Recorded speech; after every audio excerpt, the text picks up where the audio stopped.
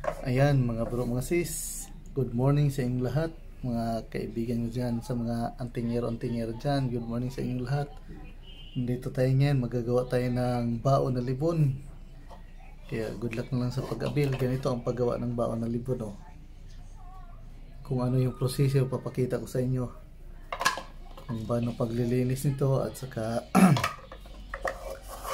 i-update ko kayo kung paano yung paggawa nito. Kaya kung ilang araw ba ito gagawin.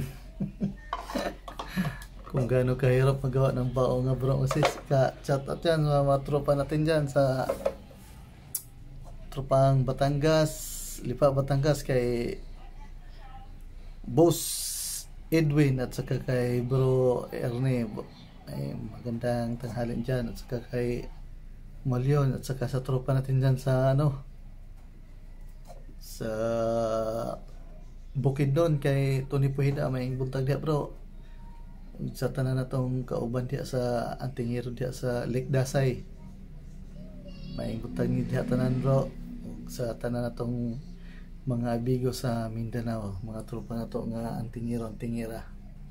At magandang umaga din sa tropa natin dito sa Luzon.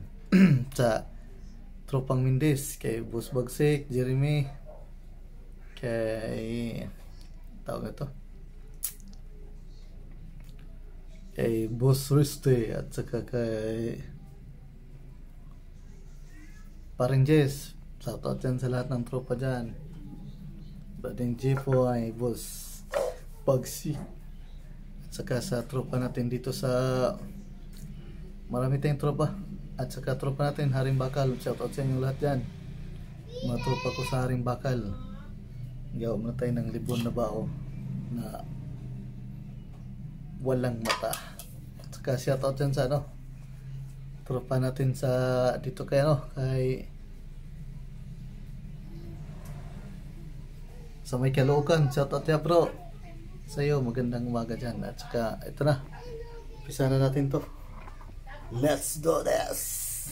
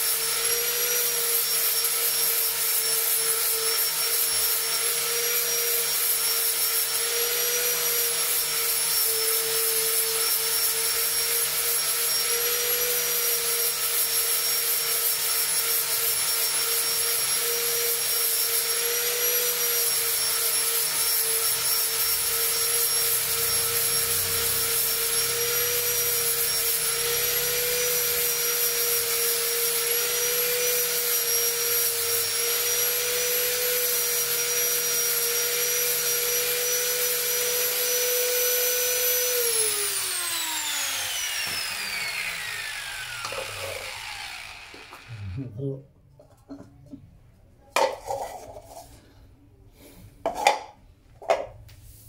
Yung mga gawa natin.